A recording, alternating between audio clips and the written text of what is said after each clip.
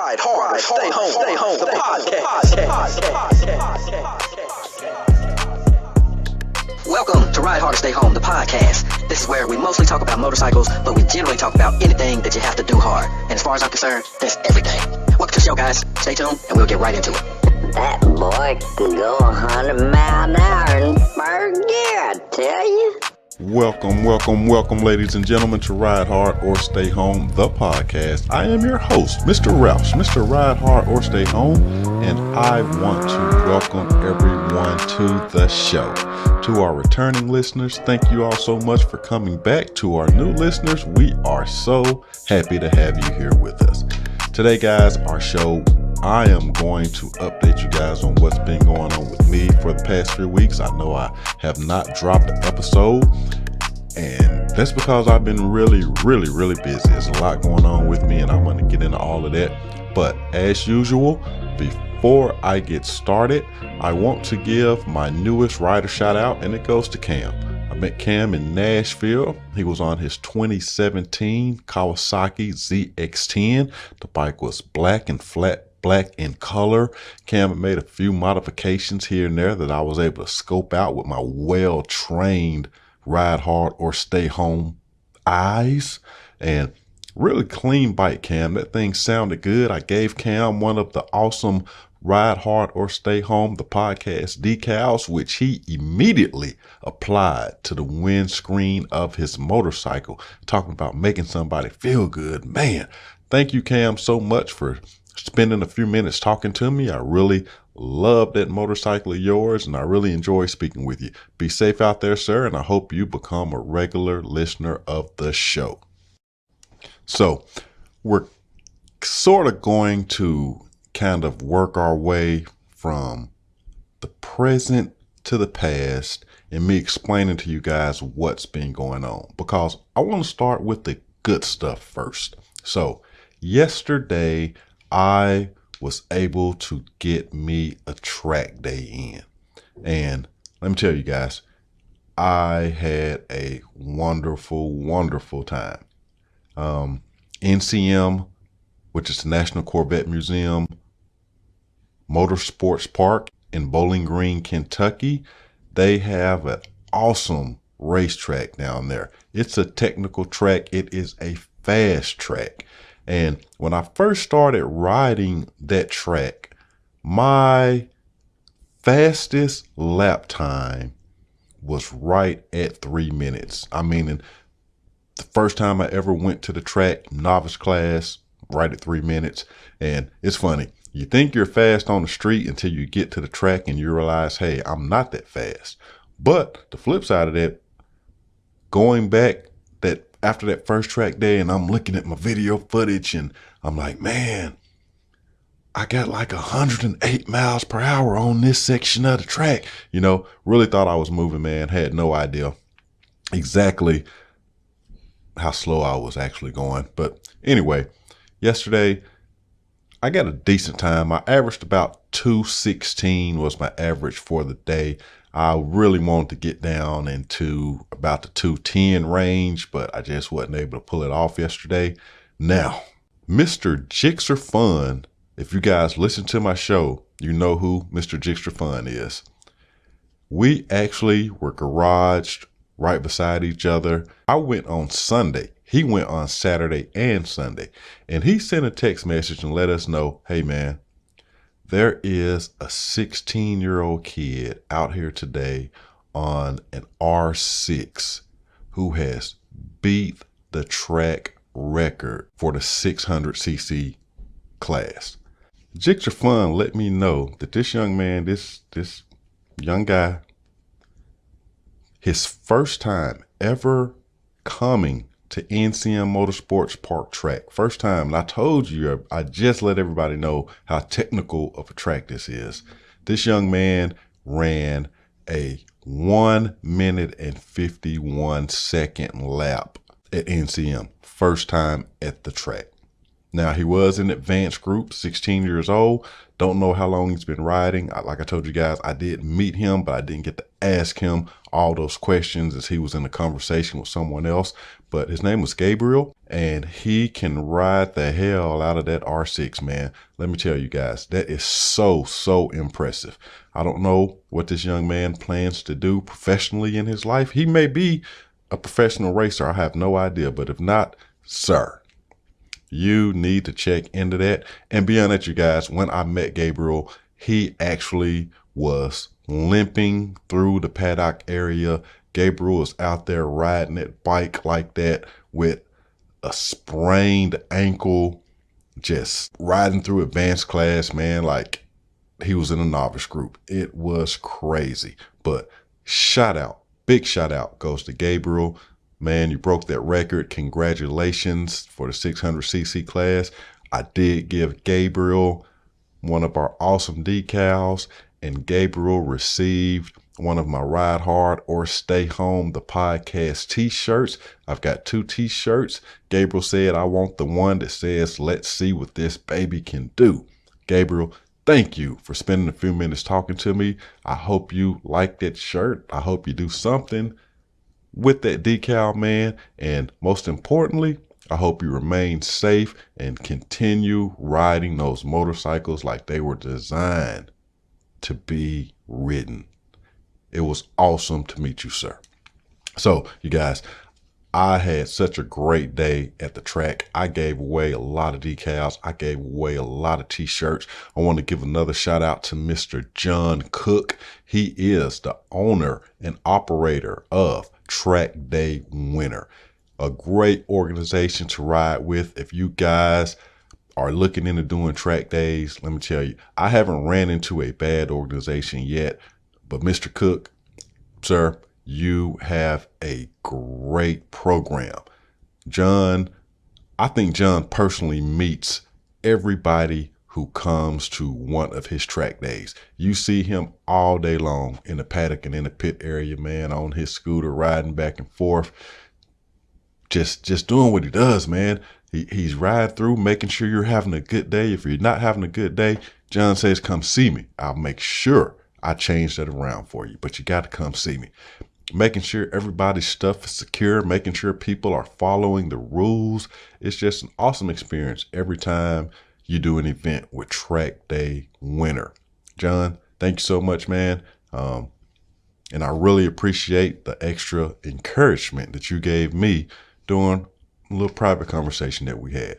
Overall, everybody, NCM was a great day yesterday. We did not get any rain, at least not while I was there. I left a little bit early. I started cramping up some, told my buddy, you know what? My body's telling me, hey, let's call it a day. So I think I left probably halfway through the afternoon session, just decided to pack up and take it on in. Now, as far as when I was there all day, it had rained early that morning. Well, late Saturday night, coming into early Sunday morning, it rained. So the first session of the day on Sunday, the track had a little bit of a few wet patches here and there. By the second session, man, it was dry and we were able to get out there and get down. Yes, sir. I actually had Mr. Buick 615 with me at the track, you guys. Talked to Mr. Buick 615 and let him know about my track day. He said, man, I'm going to take you down there. So he came on over in his F250 King Ranch Edition, man, and we just had a great day, man. We hooked up the trailer and towed the bike down to the Bowling Green, and he hung out with me all day, man. Was my pit crew. Got a lot of good video footage that he took for me. I just want to thank Mr. Buick 615 for coming through and spending the day with me, man. We had a good time, man. We had an excellent time. Let me tell you, I have never ridden in a King Ranch diesel Ford F250. It's a big truck, a lot of room interior. He's got this diesel tune on this truck, you guys. I didn't know that you could just have a diesel perform like that, man. 5 settings. I was on setting 3. That's more than enough for me. What it does on setting 3 scared me. Put it on 5. I didn't want to see any parts of that, man. Let me tell you. My wife nicknamed this truck. The name of his truck is Big Booty Judy Super Duty. Man, I like that truck. But more importantly, I appreciate the time you spent with me, Mr. Buick 615. And everybody, I want y'all to know, we are still working on this event between Christine, the Regal, and Louise, the Chevy C10. That is not going away, ladies and gentlemen. It just is what it is at this point, but it's going to happen. You guys stay tuned for it because it's going to be awesome. So earlier in the show, I let you all know that I had given away a lot of merch yesterday. There was a gentleman, and I'm sorry, I can't remember if I actually got your name. If I did, I've forgotten it. I do apologize. But there was I believe it was a Ducati yesterday that I just could not get around this bike. And when I was able to get around this bike, I could not just pull away from this bike, man. This gentleman, we had a great time yesterday. So I think the last session that I had ridden yesterday, I actually followed him off the track to his pit area, and he came down to my garage to see me afterwards. Just because I just want to let him know how much fun I had following him around. I've got some great footage of him.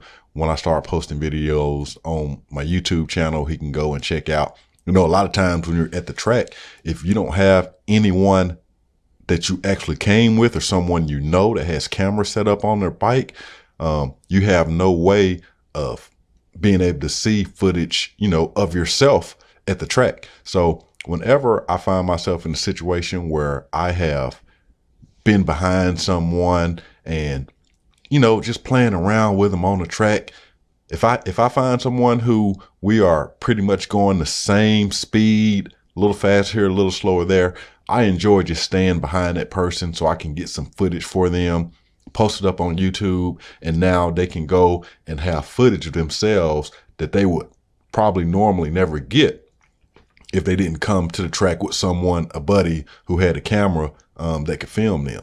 And I let the gentleman know, hey, there's going to be some good footage of you up on my YouTube channel. I actually gave him a decal and a t-shirt as well. Like I said, I just giving this stuff away, man, left and right, man, because that's what I got it for, to give away. So I really enjoyed the time we spent out there on the track. There's another gentleman, I think it was last year, out of Russellville, Kentucky, Jonathan. He was on the Aprilia. Jonathan actually hit me up just a few minutes ago, sent me a text message, man, just checking on me.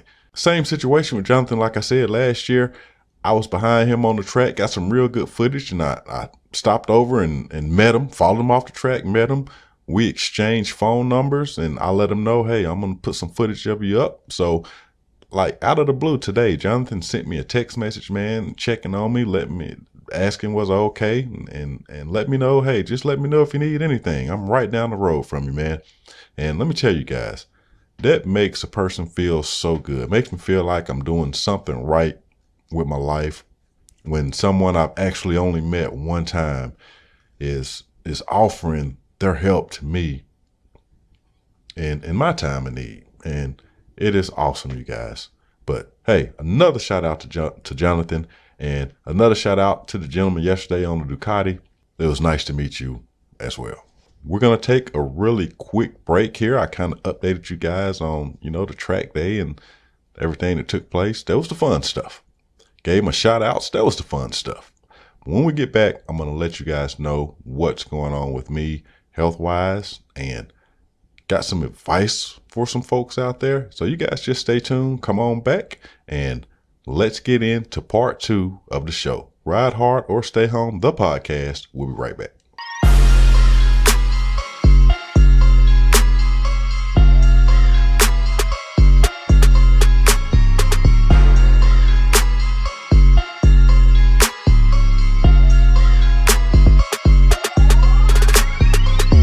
Ladies and gentlemen, we are back, and we are about to get into this update on my health situation.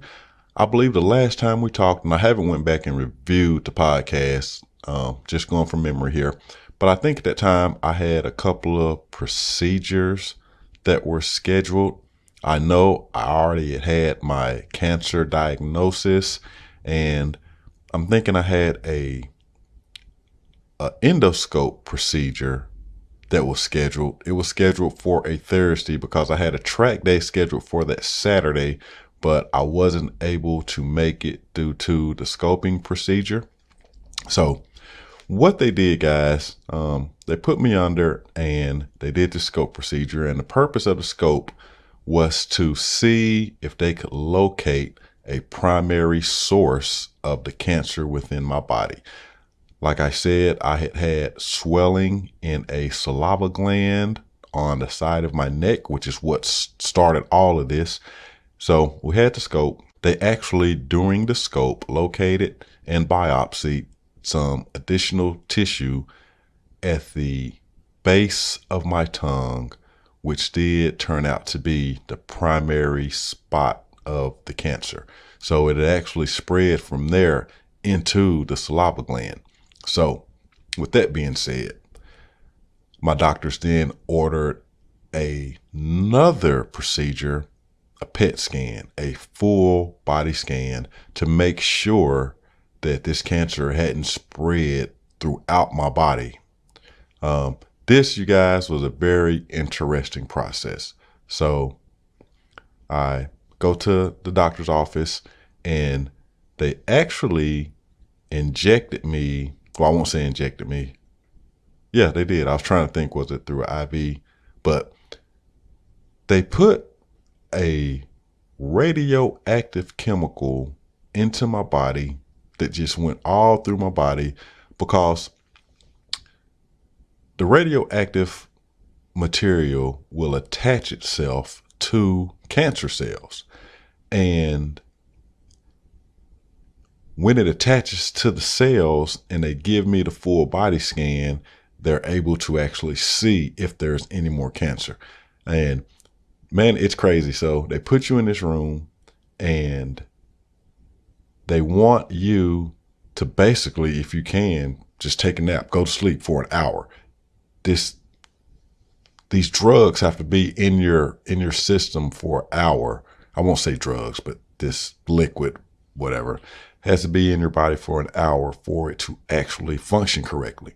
And you cannot really move. You can't use any muscles. You can't do anything. She was like, you can't even read because you're using eye muscles, and it can throw off things with the test. So they want you to go to sleep, which, okay, I will try my best to go to sleep in a strange room in a doctor's office. Yeah. But I did chill out for an hour and I had the full body scan. And fortunately, that came back that the cancer had not spread throughout my body. It's all located, in the head area. So that's a good thing that it hadn't spread. Now, a funny thing is, you might not think it's funny. I think it's funny. The medical professional who had put the radiation inside of me and told me, listen, you are going to be like radioactive for the next 8 to 10 hours or so. So you can't be around pregnant women and you can't be around little kids. So you guys, I'm walking around radioactive, for like 8 hours. And it's just crazy. It's funny to me that, hey, I'm walking around radioactive. I set off Geiger counters and all of that. But anyway, that's just a side effect of this. That particular process had me injected with radiation and I was radioactive. Wow. So, like I told you guys, the full body scan came back and there was no more cancer throughout the body. So that in itself was a really good thing. Now, since that point right there, I have had 2 separate meetings with 2 different oncologists. One's a radiation, one's a medical, because the plan that they have now put in place, which will start this week, I am not looking forward to it, but I am ready to get this disease out of my body. So my treatment, my therapy is going to be a combination of radiation and chemo. So the radiation therapy will be every day, 5 days a week for 7 weeks. The chemo will be once a week for 7 weeks, but it's going to be a 7 to 8 hour day just for the chemo. And the side effects of both of these treatments are really, really hard on the body. And this is the point where I kind of want to give everybody out there advice. You know, we hear all the time. I'm going to tell you guys, I was a smoker on and off for approximately 20 years or so, and more on than off. And you hear all the warnings, even the warnings that are mandated by the government now on tobacco products with cigarettes and cancer. I'm telling you guys, if you are a smoker, if you are a dipper, if you use products, tobacco products, realize that you are putting yourself at risk to get this disease called cancer. It just is what it is. And like I tell all my buddies who smoke, or, you know, just try your best to kick that habit, you guys, because you do not want to find yourself in a situation that I have found myself in. You know, you've got your body attacking itself, and it all goes back to cigarettes. And it's kind of messed up because people are selling us a product that contains an addictive chemical that it's very hard to break the addiction from nicotine, you know. And it's crazy. One of the top killers of people in the world, cancer from cigarettes, and there are companies that make them and sell them and make a profit of killing people. You know, it is what it is. I wish I had listened, but at this point it is too late. So now I'm in a fight for my life. And I want everybody who's listening to the show, you guys, do what you got to do to break that addiction from tobacco, nicotine, because it is not doing you any good at all. All it's doing is hurting your body, and you may find yourself in this type of situation that can be avoided. Your odds of getting cancer drop tremendously when you put that smoking habit down. And I had told all you guys that I was going to share this journey with you all, and it's definitely not for, you know, attention on my part. My sharing is because I don't want anyone to go through this situation. You know, I want everybody to think about, you know, your life, what you've got going on, your family, your loved ones, from a financial aspect of not being able to go to work. The cost of this disease is ridiculous, you guys.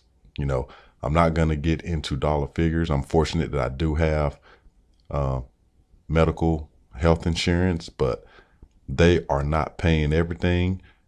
A lot of this stuff is going to come out of pocket, and it's just extra stress that, you know, you really don't need, but it is what it is. But I want you guys to realize what I've come to find out is it affects more than just me. It affects my loved ones. Everybody is stressed out over this situation that could have been avoided by me just living a healthier and a cleaner lifestyle. And now when I look at, you know, I am a healthy guy, pretty big dude, but now my body is fighting against itself.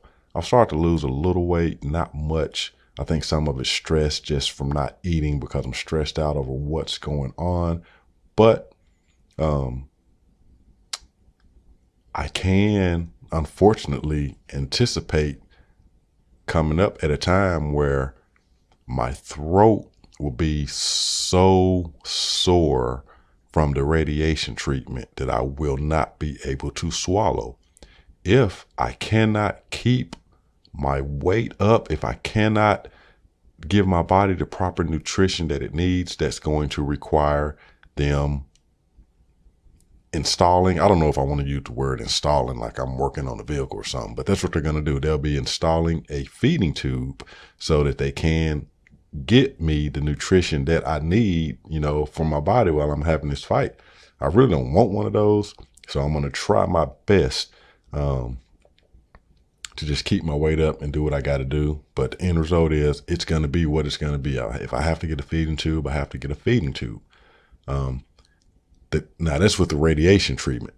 That's one of the side effects of it, as far as making you just your throat area so sore, because it's hard to operate on that area. So that's why they prefer to treat it with radiation directly to the area. And they also like to use chemo because hand in hand, they work a lot better together on the type of cancer that I do have. And speaking of the radiation therapy, so I actually had to go in for another process of them making a radiation treatment mask for me. And it's crazy, you guys. So they actually take this flat, I want to say it's probably, maybe 2 foot by 2 foot flat piece of, it's like some type of a plastic polymer type of material. And they heat this material up, and it takes like 3 people. They get this material heated up and they set it on your head, face, and neck area. It's one flat piece of material, and everybody, the 3 people, they then start pressing it down and molding this material into the shape of like my head, neck, and shoulder areas. And this radiation mask is used to keep my head, neck, and upper shoulder areas completely still and immobile while I received the radiation treatment. It was a process in itself. It wasn't that bad, but it was kind of uncomfortable. They're molding this thing to you. It has to dry and harden.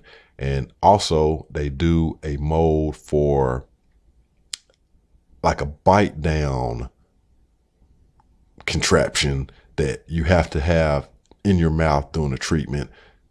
The pressure from the face mask, from the radiation mask, it's putting like a lot of pressure on you. So to prevent you hurting your teeth and tongue area and all of that, you actually have a bite down thing that, you have to put in your mouth while all this is going on.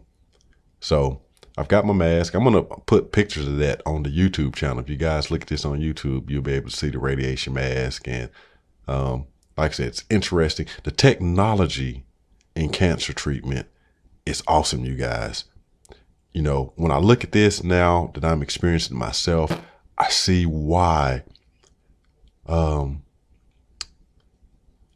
all the money is poured into cancer research, because there's a lot of tech involved in getting rid of this cancer, you guys. And I'm telling you, I have made donations to different cancer organizations in the past because I've had some family members who have beaten cancer, and I always wanted to contribute because I feel like, hey, you guys help save, my loved ones.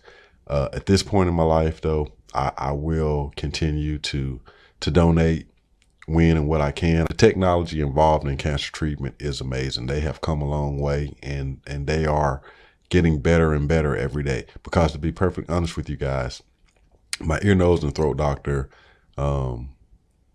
gave my cancer classification as a stage 3. And stage 4 is generally terminal. So when he told me to stage 3, I was like, oh man, this sucks. But my ENT, my chemo ENT, actually had another discussion with my wife and I, and let us know that the type of cancer I have is becoming common, which made them change the stage classification because it is treatable. You know, all cancers are dangerous, and it's glad that we were able to catch it when we caught it. But instead of a stage 3, they've had to reclassify, and this particular cancer is actually a stage 1. And that gave me a lot more hope, and it just lifted my spirits because there's a big difference between stage 1 and stage 3 cancer. Oh my goodness. That is Mr. Roush's update. And before I get off of here today, I have got to say thank you to each and every person who has been so supportive of me right now. All of my family who's been coming to visit me, all my friends who've been making themselves available for me, all my co-workers who are just, everybody is willing to go above and beyond, you know, during this time, this situation that I've got going on. And like I said earlier, it makes me feel so good for all of the support that I've been receiving. So you guys, I'm about to hop off of here. I want to thank everybody for coming back and listening to another episode of the show, and we'll see you guys next week. I'm gonna try my best to see you next week. If I can't, I apologize, but you know, it's not because I don't want to, it's just because I can't at the moment. So everybody, have yourself a wonderful, wonderful rest of the week. Hug your loved ones and enjoy your life. Ride Hard or Stay Home, the podcast. We'll see you guys next week.